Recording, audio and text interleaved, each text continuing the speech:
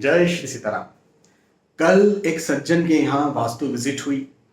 उनका बहुत अच्छा कारोबार था, हालांकि अभी भी कारोबार है, लेकिन उनकी समस्या ये है कि पिछले 6 महीनों से वो कारोबार जो है वो ठप सा हो गया है। और अब तो ये नौबत आ गई है कि उनके जो कर्मचारी हैं उनको सैलरी देने का पैसा नहीं है और उनके पास भी अब पैसा नहीं रहा है। कर्जे की स्थिति पैदा हो रही है। तो उन्होंने मुझे अपने घर, अपने ऑफिस, दोनों ही जगह विजिट के लिए बुलाया। मैंने उनकी कुंडली पहले से देखी हुई थी। कुंडली को लेकर के जब जब मैंने उन्हें, वो पिछले कई सालों से मुझसे कनेक्टेड है, पिछले मुझे लगता है कि 7 से 8 साल हो गए होंगे तब से मुझसे वो बात कर रहे हैं। और उन्हें मैंने बताया भी था कि इस बीच में आपको समस्याएं आ सकती हैं। और कुंडली को लेकर के मैं जब जब उन्हें उपाय देता था उन्हें लाभ मिलता था। लेकिन इस बार क्या हुआ कि मैंने उपाय दिए और उन्होंने किए भी नहीं, और वो कह रहे हैं कि थोड़े बहुत उपाय हमने किए लेकिन उतने लाभ देखने को मिले भी नहीं। तो मैं समझ गया कि ये समस्या जो है ये कहीं ना कहीं वास्तु से भी है। और मैं फिर उनके घर में गया। उनका भी बड़ा आग्रह था। ऐसा क्यों हुआ कि चलता हुआ कारोबार, चलता हुआ बिजनेस एकदम से ठप हो गया? तो या तो ये भी हो सकता है कि कोई दशाएं बहुत बड़ी बड़ी चेंज हुई हो, गोचर बड़े बड़े चेंज हुए हों, कुंडली कुछ चेंज हुई हो, तभी ऐसा हुआ। लेकिन ऐसा कोई बहुत बड़ा चेंजेस नहीं था। फिर ऐसा भी हो सकता है कि उन्होंने अपना वास्तु या अपना घर चेंज किया हो, रिनोवेशन किया हो, अपनी फैक्ट्री, अपनी ऑफिस चेंज की हो, उससे कुछ हो सकता है। ऐसा भी कुछ नहीं था, कोई चेंज नहीं किया, जिस घर में वो थे उसी घर में वो रहते हैं। तो फिर ऐसा क्यों हुआ? बहुत बड़ी सीख है आप सभी के लिए यहां पर, बहुत बड़ी सीख है कि घर में कोई सामान, कोई वस्तु आप वहां रखने की नहीं और वहां रख देते हैं तो इससे आपके ऊपर बहुत बड़े दुष्प्रभाव भी पड़ सकते हैं। उनके यहां क्या हुआ? उनके यहां उन्होंने एक नया जनरेटर लगवाया। पिछले करीब करीब 8 महीने पहले उन्होंने जनरेटर लगवाया। अब वो जो जनरेटर है वो उन्होंने कहां रखवाया? तो जनरेटर उनके पास पहले भी थे। पहले जनरेटर नहीं थे, पहले इन्वर्टर्स थे। तो इन्वर्टर अलग अलग जगहों पर रखे हुए थे तो उसका बहुत बड़ा प्रभाव नहीं पड़ रहा था। इस बार एक बड़ा भारी जो जनरेटर होता है, मतलब आप ये मानिए कि छोटे से छोटा छोटा बाथरूम होता है ना, लगभग उतना बड़ा तो वो जनरेटर था।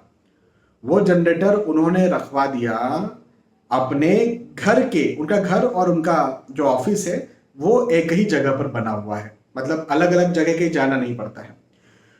तो अपने घर के उत्तर दिशा में खुला स्थान है, खाली स्थान है, उसको पार्क की तरह भी वो यूज करते हैं, वहां पर रखवा दिया। अब उत्तर दिशा क्या है? तो उत्तर दिशा जो है वो जल की दिशा है, पहली बात। दूसरी बात, उत्तर दिशा जो है वो हल्की दिशा है, दूसरी बात। अब यदि उत्तर दिशा में भार आएगा तो वैसे ही इनकम फ्लो बंद हो जाएगा, वैसे ही अपॉर्चुनिटीज बंद हो जाएंगी, ग्राहक आना बंद हो जाएंगे, पैसे की समस्या बढ़ती जाएगी, केवल भार आ जाएगा, भार आ जाएगा। अब यहां पर तो भार के साथ और भी कुछ है। क्या है? जनरेटर क्या है? जनरेटर जो है वो विद्युत का चालक है, विद्युत अपने अंदर बना करके रखता है। तो हम वास्तु के दृष्टिकोण से या इन जनरल ज्योतिषी दृष्टिकोण से देखेंगे तो आग का पिटारा है ना। उसके अंदर क्या है, यदि उसको छू लिया जाए तो इंसान जो है वो पूरी तरह से मर भी सकता है ना। तो आग का पिटारा एक तरह से कहा जा सकता है, विद्युत, बिजली। तो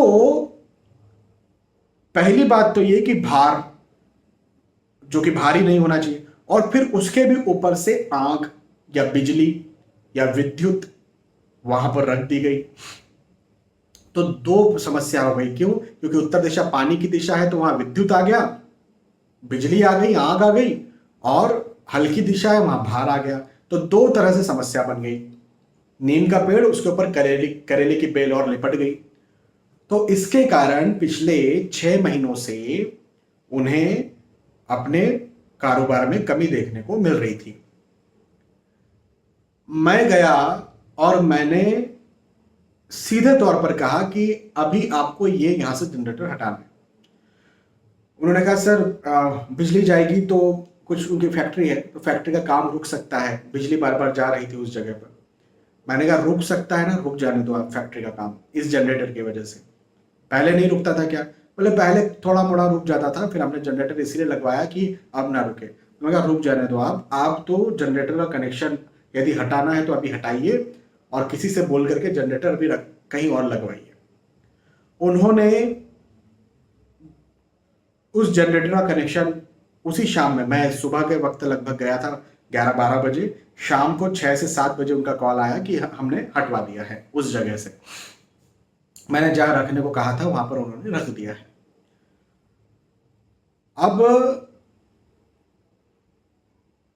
करीब करीब इस बात को हो गया है 1.5 महीना, लगभग 1.5 महीना हो गया।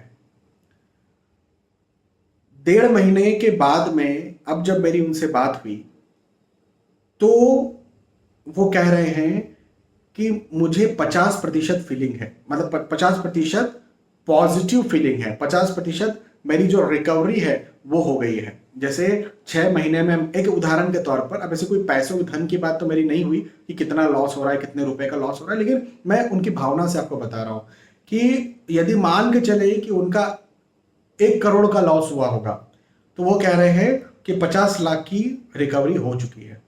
मैंने उन्हें कहा है कि अभी 1-1.5 या 2 महीने में आपकी वो 50 लाख की भी रिकवरी हो जाएगी और उसके बाद में आपका काम भी बहुत अच्छे से वापस चलने लगेगा। मैं कुछ और भी उपाय उन्हें दे करके आया, वो उनके घर के, उनके फैक्ट्री के आधार पर थे, अलग अलग उपाय होते हैं। लेकिन आज की इस वीडियो में मुझे बताने का मकसद क्या है?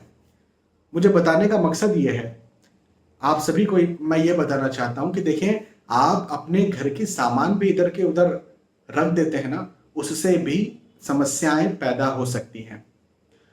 तो यदि कहीं आपके साथ अचानक से आपने कोई वास्तु चेंज नहीं किया, आपसे कहा जा रहा है कि कुंडली में कोई समस्या आपकी नहीं है, कोई ग्रह गोचर खराब नहीं है, कोई दशा खराब नहीं है, तो देखिए कि धन की, पैसों की, आय की समस्या उत्तर दिशा से बनती है। तो कहीं उत्तर दिशा में कोई भार तो नहीं रखा, सिंपल भार तो नहीं रखा। भार रखा है तो ऐसा भार तो नहीं रखा जिसमें से आग निकलती है। जैसे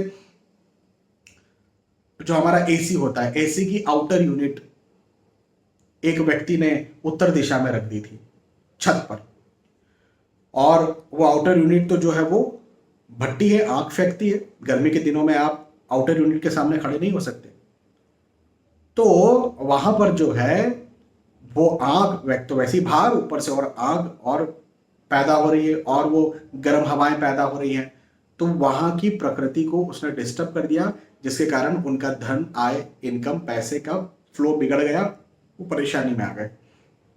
सिंपल से इतनी सी समस्या से। तो उत्तर दिशा में भार नहीं होना चाहिए, और ऐसा भार तो बिल्कुल अभिशाप है जो कि आग या गर्म हवाएं पैदा करता हो या इससे रिलेटेड हो। ठीक है, उत्तर दिशा को हमेशा हल्की रखना चाहिए। मैं तो कहता हूं ठीक है, उत्तर दिशा जल की दिशा है, ठीक है, सही बात है, लेकिन यदि आप ओवरहेड टैंक रख दें, जो छत के ऊपर रखे जाने वाला पानी का टैंक है, भी इसको उत्तर दिशा में रख दें, तो ये भी गलत है। क्योंकि भार नहीं होना ना, देखो 2 शर्त है उत्तर दिशा की, एक तो भार नहीं होना और यहां पर पानी का कोई शत्रु नहीं होना। हाँ, तो भार जो है, पानी का टैंक तो अपने आप में भार ही है ना, पानी है चलिए ठीक है, लेकिन भार भी तो है ना, तो भार आ गया तो समस्या पैदा हो जाती है। तो फिर उत्तर दिशा में पानी कैसे होना? तो उत्तर दिशा में बोरिंग करवाइए, हाँ, जमीन के भीतर अंडरग्राउंड वाटर टैंक करवाइए, बहुत अच्छी बात है, बहुत अच्छा चलेगा, लेकिन जमीन के अंदर का। हाँ, क्योंकि अंडरग्राउंड वाटर टैंक, वहां पर भी आप पानी रख रहे हैं, तो वो जो पानी का भार है उतनी फिर मिट्टी भी तो आपने निकाल करके बाहर फेंक दी ना, तो वो भार भार रहा नहीं, वो तो बराबर हो गया। लेकिन जल की दिशा है तो जल वहां पर जरूर आ गया। हाँ, जैसे बोरिंग हो गई तो बोरिंग में जल आ गया। तो इस प्रकार से पानी रखें, और है टैंक भी इवन यहां पर मैं तो वर्जित कहता हूं। एग्जैक्ट उत्तर दिशा की मैं बात कर रहा हूं, एग्जैक्ट नॉर्थ की मैं बात कर रहा हूं।